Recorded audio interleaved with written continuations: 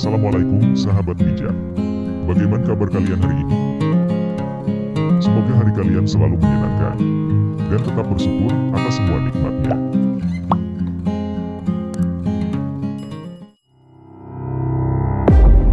Taliban mengecam keras penghinaan terhadap Nabi Muhammad yang dilakukan oleh politikus India dari Partai Bharatiya Janata atau BJP. Menurut Taliban, sikap dari politikus itu memprovokasi umat Islam. Afghanistan menjadi negara terbaru yang mengutuk komentar menghina tersebut, setelah sebelumnya negara-negara Islam dan Arab menyuarakan kegeraman, serta beberapa negara seperti Iran, Kuwait, Qatar memanggil perwakilan India untuk menyerahkan nota protes. Imaro Islam Afghanistan mengutuk keras penggunaan kata-kata menghina Nabi suci Islam oleh seorang pejabat partai yang berkuasa di India, kata juru bicara Taliban Afghanistan, Zabihullah Mujahid, seperti dikutip TRT, Senin 6 Juni 2022. Kami mendesak pemerintah India untuk tidak membiarkan orang-orang fanatik seperti itu menghina Islam dan memprovokasi perasaan umat Islam, tegasnya. Pernyataan senada disampaikan Pakistan, negara yang dituduh India kerap memanipulasi agenda-agenda OKI. Melalui Twitter, Perdana Menteri Pakistan Shehbaz Sharif mengutuk keras pernyataan kontroversial yang disampaikan juru bicara BJP, Nupur Sharma, dan pemimpin lainnya di partai tersebut, Navin Kumar Jindal. India di bawah Perdana Menteri Narendra Modi terus menginjak-injak kebebasan beragama dan menganiaya umat Muslim. Dunia harus sadar dan menegur India dengan keras, ungkapnya. Cinta umat Islam untuk Nabi Muhammad SAW adalah yang tertinggi dan bisa mengorbankan hidupnya untuk sosok suci tersebut, imbuh Sharif. OKI, organisasi dengan 57 negara anggota, menyerukan pemerintah India untuk serius menangani masalah ini serta memastikan keselamatan, keamanan, dan kesejahteraan komunitas Muslim di sana. Selain itu, India juga diminta untuk melindungi hak-hak Muslim beserta identitas budaya, kehormatan, dan tempat ibadah mereka. Pemerintah Malaysia dan Indonesia sama-sama mengutuk keras India atas kasus penghinaan terhadap Nabi Muhammad SAW. Kedua negara sama-sama memanggil duta besar India di negara masing-masing. Juru bicara Kementerian Luar Negeri Indonesia, Tengku Faizasyah, kepada AFP, Selasa 7 Juni 2022 mengatakan, Duta Besar India di Jakarta, Manoj Kumar Bharti, dipanggil pada Senin 6 Juni 2022. Pemerintah langsung mengajukan keluhan tentang retorika anti-Muslim. Kementerian Luar Negeri Malaysia pada Selasa 7 Juni 2022 malam mengatakan mereka telah menyampaikan penolakan total kepada utusan India.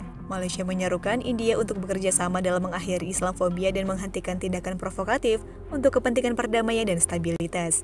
Sebelumnya, negara-negara Teluk telah mengajukan protes kepada India, bahkan sebagian telah memboikot produk asal India tersebut.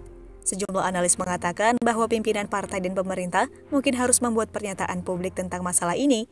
Jika tidak melakukannya, kata mereka akan beresiko merusak hubungan India dengan dunia Arab dan Iran. Perdagangan India dengan Dewan Kerjasama Teluk atau GCC yang mencakup Kuwait, Qatar, Arab Saudi, Bahrain, Oman, dan Uni Emirat Arab mencapai 87 miliar US dollar pada 2020 hingga 2021. Jutaan orang India tinggal dan bekerja di negara-negara ini dan mengirim jutaan dolar dalam bentuk remitansi ke negara asalnya. Wilayah ini juga merupakan sumber utama impor energi India. Perdana Menteri India Narendra Modi sering mengunjungi kawasan tersebut sejak berkuasa pada tahun 2014.